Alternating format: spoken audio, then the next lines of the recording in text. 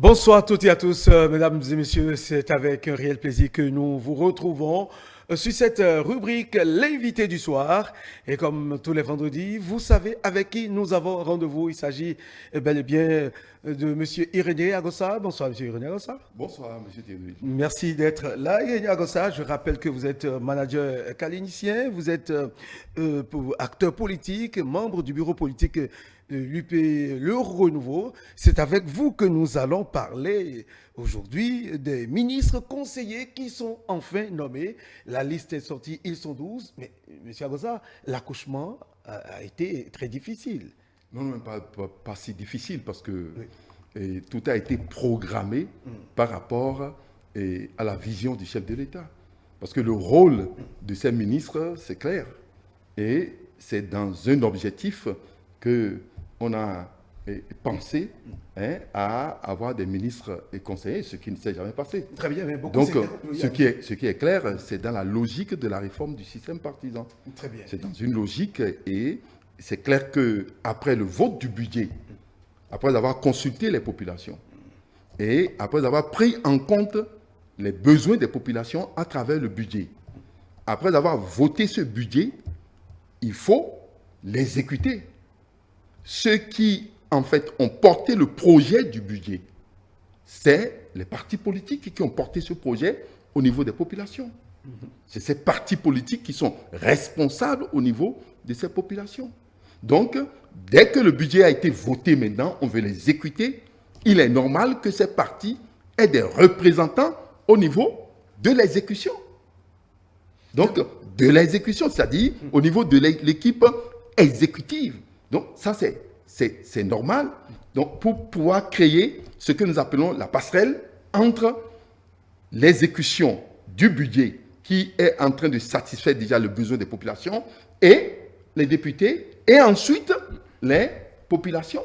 Donc, le timing a été bien trouvé et cela ne peut pas peut-être, je dis peut-être aux gens que bon, c'est le retard, ça a accouché de quelque chose qui n'est pas signifiant. Pour ceux qui ne sont pas informés, Oui, parce que pour ceux qui ne sont pas dans la dynamique, oui. ils peuvent dire cela. Mais ceux qui sont dans la dynamique, nous savons que c'était normal, que c'est maintenant qu'il faut mettre en place cette équipe qui va pouvoir jouer un rôle important dans le système que nous sommes en train de prôner.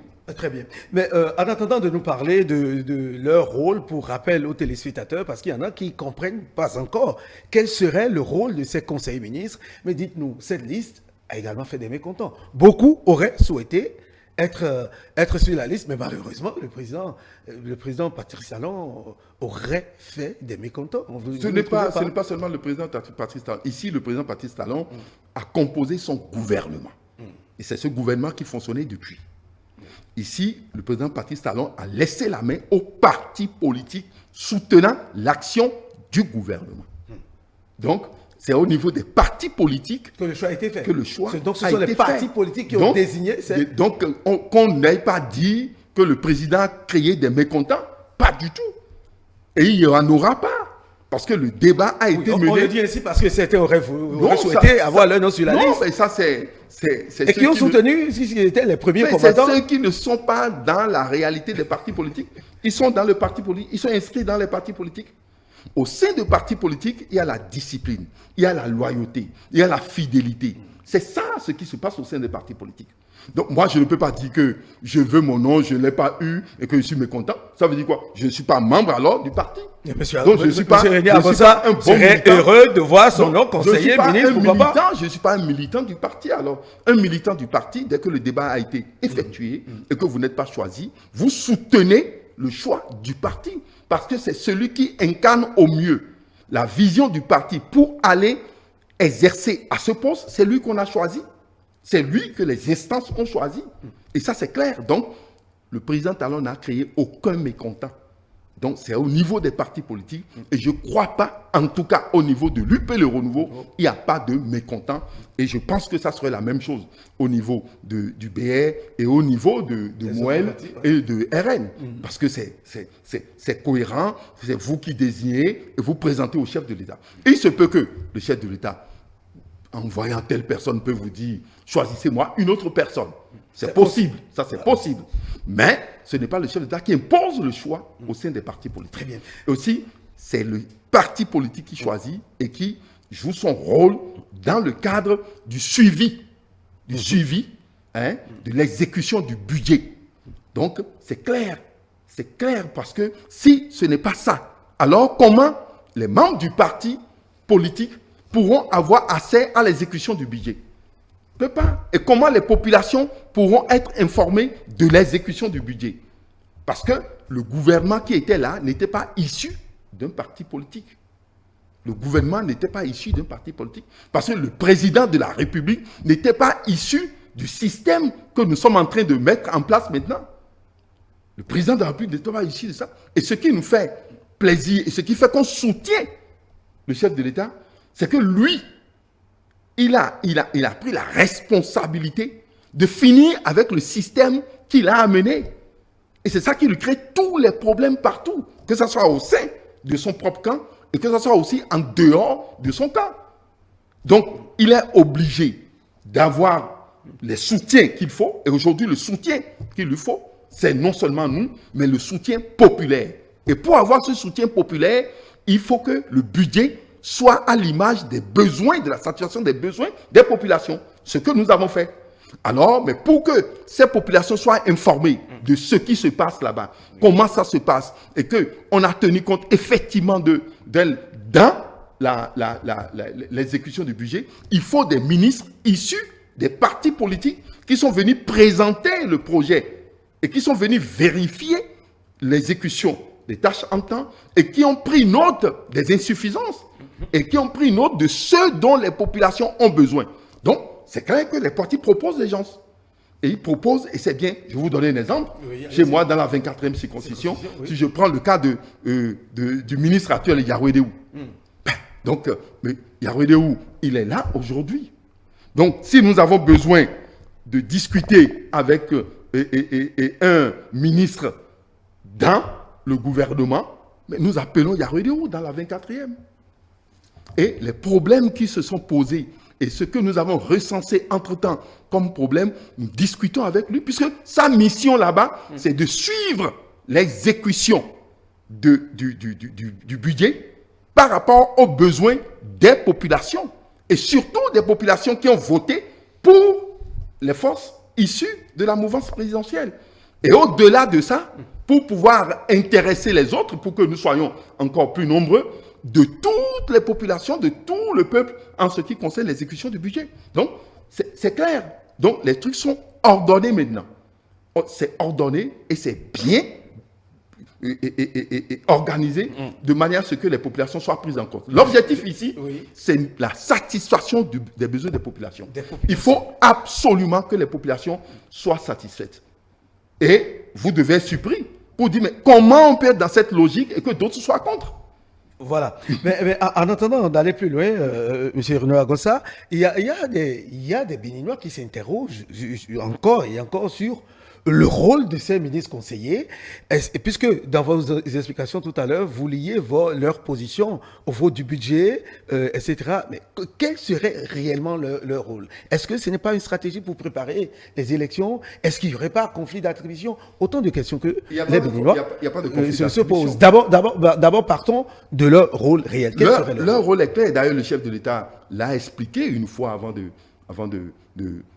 d'instaurer cette réforme. Et il faut dire que, une fois encore, le Bénin est heureux parce que nous avons un président de la République qui est bien imprégné de la réforme du système partisan. Je l'avais dit tout à l'heure que lui n'est pas issu de cette réforme. Donc, l'équipe qui était là n'était pas une équipe qui émane des partis politiques. Nous avons des grands partis. Nous avons une stabilité au Parlement. Nous venons de finir le vote d'un budget. Et je vous l'ai dit, les autres ont été sur le terrain pour observer et voir ce qui manque aux populations. Les députés ont tenu compte de ça pour voter le budget. Or, il n'y a aucun répondant des partis au sein de l'exécutif. C'est ça le problème. Ceux qui sont nommés jouent quel rôle? Ils sont aujourd'hui l'intermédiaire, la passerelle, comme je l'ai dit, entre les députés et l'exécutif. C'est eux qui suivent l'exécution du budget et suivent les projets qui ont été énumérés dans le budget. Pour Circoncision par circoncision. circoncision par circoncision, D'accord. pour que ces projets soient exécutés selon les normes d'abord, de bonne exécution, et selon les exigences des populations. Et c'est pourquoi ils sont directement liés au chef de l'État. Ils sont conseillers de qui? Conseillers du chef de l'État par rapport à cela, au travail qu'ils doivent faire. Donc, ensuite, ils doivent permettre aux partis politiques d'avoir un répondant. Parce que dès que le parti veut savoir ce qui se passe au niveau de l'exécutif, le parti appelle le ministre. Ce n'était pas le cas, d'autant plus que les ministres n'étaient pas issus des partis politiques. Aujourd'hui, il y a cela. Et l'autre chose qui est importante, vous allez dire, mais comment se fait-il que 4 partis soutenant l'action du chef de l'État, est-ce qu'il reviendra à chaque parti d'appeler les gens par ici? C'est pourquoi un cadre de discussion, d'entente et de cohésion est mis en place déjà entre les partis qui soutiennent l'action du chef de l'État. Donc, à chaque instant, au niveau de ce cadre, on pourra discuter avec les ministres et permettre à ce que, même si tu es d'un autre parti, que les populations qui ont voté pour tel autre parti qui se retrouve dans ta circonscription se retrouvent satisfaites. Et d'ailleurs, nous avons fait le travail ensemble pour recenser les problèmes que vivent les populations. Donc, c'était clair. Et aujourd'hui, ça va se faire dans ce sens. Donc, ça n'a pas un problème de conflit d'intérêts, etc. Sur le plan politique, vous êtes en train de dire, mais est-ce que ce n'est pas pour préparer les élections? Oui. Mais qu'est-ce qu'il y a de plus normal que de satisfaire les besoins des populations? C'est ça qui est normal. Que ce soit pour les élections ou avant les élections. Ça, c'est normal. L'élément important ici, c'est de satisfaire le besoin des populations. Mieux vous allez satisfaire le besoin des populations, et plus vous allez aller vers ces populations pour demander leur voix, elles vont vous les accorder. Donc, l'objectif ici, c'est le développement du pays. C'est le développement du pays, donc il faut satisfaire le besoin des populations. Et c'est ça l'essentiel de la réforme du système. C'est les populations qui sont au centre aujourd'hui de la décision politique. Donc, ce qui est clair aujourd'hui, vous avez vu clairement que ce n'est pas pour satisfaire le chef de l'État. Non, c'est pour satisfaire les populations et permettre aux partis politiques d'être en apprentissage en même temps en ce qui concerne la gestion de l'État. Parce que le rôle de ces partis, c'est de gérer l'État. Quand vous gagnez, c'est gérer l'État.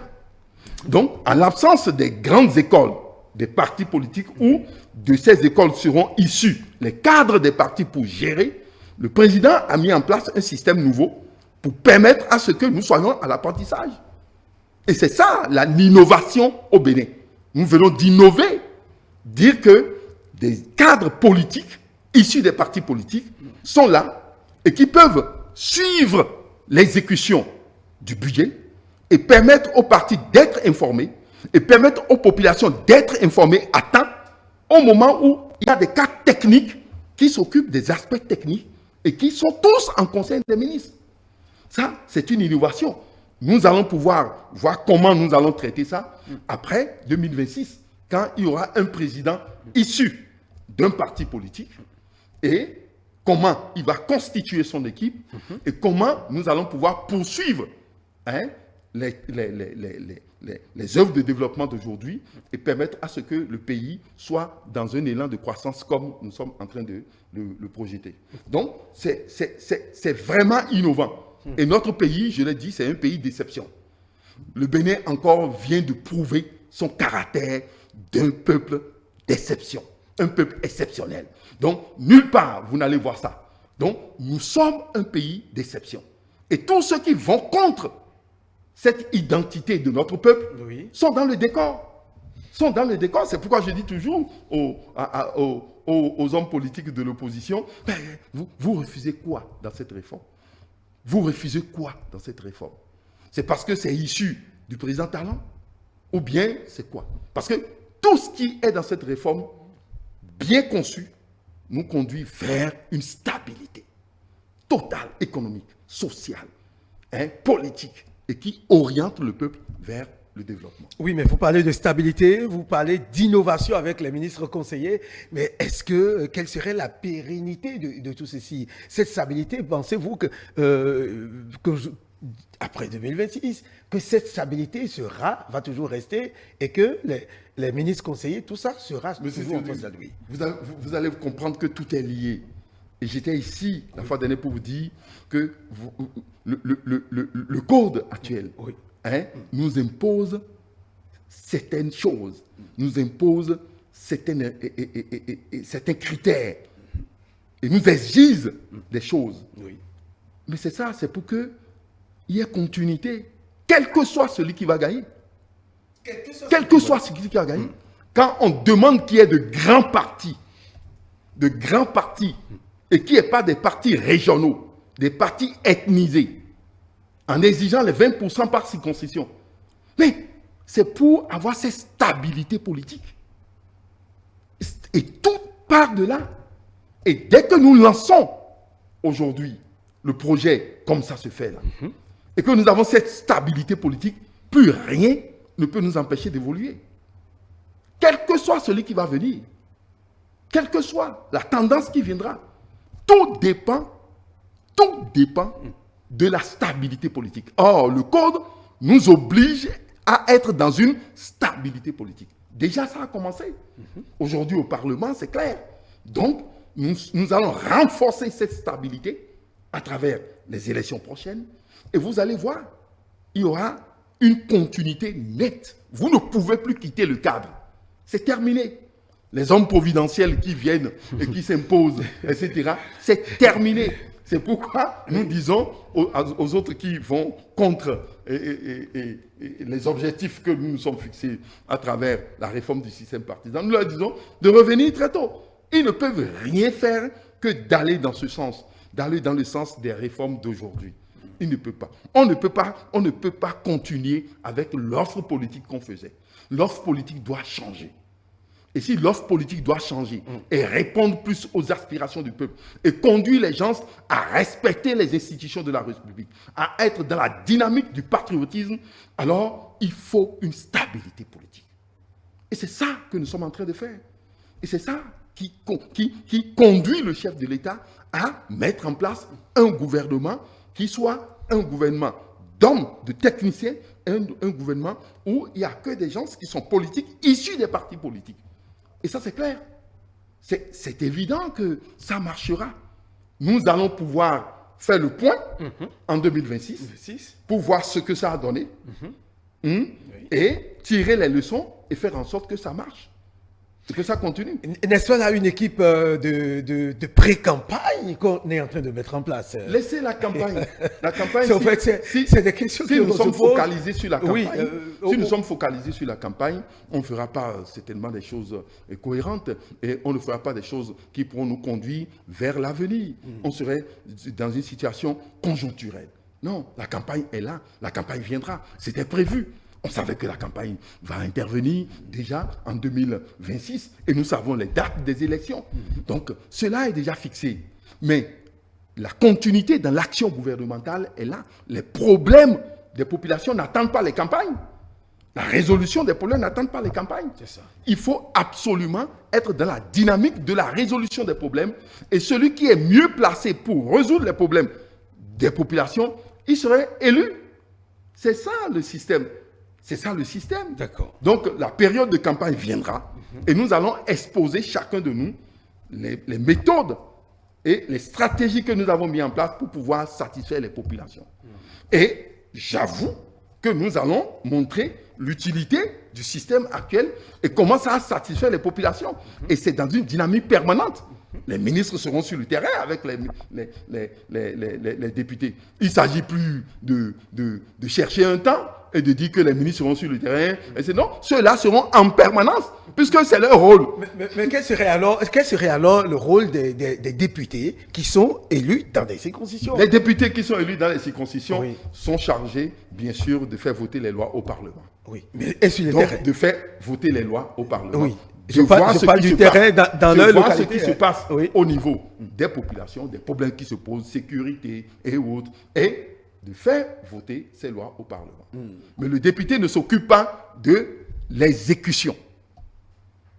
Le député ne peut pas exécuter, ce n'est pas son rôle. Donc, il doit avoir un représentant, c'est-à-dire des gens qui sont issus de leur rang, issus des rangs du parti qui les a amenés au Parlement, pour être leur œil là-bas, au niveau de l'exécution. Vous allez dire... Donc, on parlerait de conflit, là aussi de conflit d'attribution, de conflit de rôle sur le terrain, les députés qui étaient en contact avec les populations, qui sont lui dans nous sommes tous dans le même camp. Nous sommes ensemble. Nous, c'est pour mieux satisfaire les populations. Et n'oubliez pas que nous avons une force de l'opposition. Il faut que nous arrivons à satisfaire les populations à travers les promesses qui ont été faites. Parce que c'est sur ça que les forces de l'opposition nous guettent au Parlement, dans le cadre du suivi de l'action gouvernementale. Nous devons tout faire pour que le gouvernement ne soit pas dans des failles. Parce que nous soutenons l'action du gouvernement. Donc, puisque nous soutenons l'action du gouvernement, nous devons tout faire pour que, arrivé au Parlement, que les ministres soient bien appréciés par l'ensemble des députés, dans tous les cas, dans le cadre de l'exécution du budget et dans le cadre des promesses qui ont été faites par la majorité présidentielle.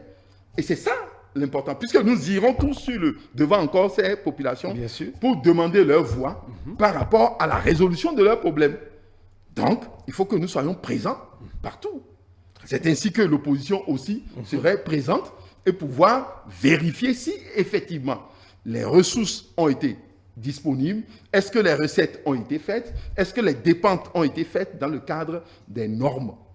C'est clair. Mais nous devons faire en sorte que les normes soient respectées et qu'on ne soit pas en déphasage avec les réglementations de l'État en ce qui concerne l'exécution du budget et la satisfaction des besoins des populations. C'est notre rôle en tant que force soutenant l'action du chef de l'État. Très bien. Ça, c'est indispensable. Et cela, c'est une complémentarité en ce qui concerne le rôle que nous jouons au Parlement, parce que cela ne nous empêche pas d'interpeller le gouvernement sur des faits.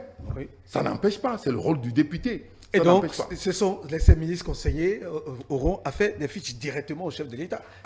Absolument. Mais est-ce que, bon, connaissant je dirais, les conflits politiques ne vont pas se faire sentir sur le terrain? Du tout pas. Le chef d'État est un manager, c'est lui qui gère cet ensemble. D'accord. Lui, il est un manager, donc il sera en train de gérer cet ensemble. C'est ça qui est important. Très bien. Donc, et nous croyons que nous sommes en phase d'expérimentation de ce système et nous pensons que avec la compétence du chef de l'État, le temps qu'il a pris pour mûrir cela et l'ensemble des partis politiques autour de lui, feront qu'il pourra s'en sortir de façon positive.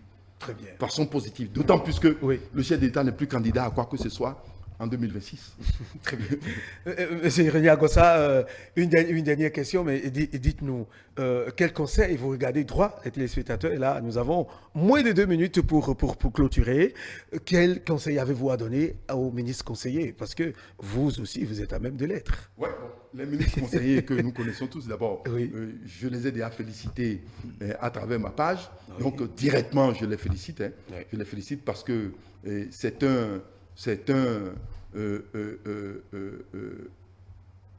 progrès en ce qui concerne les carrières politiques, tout à fait mérité.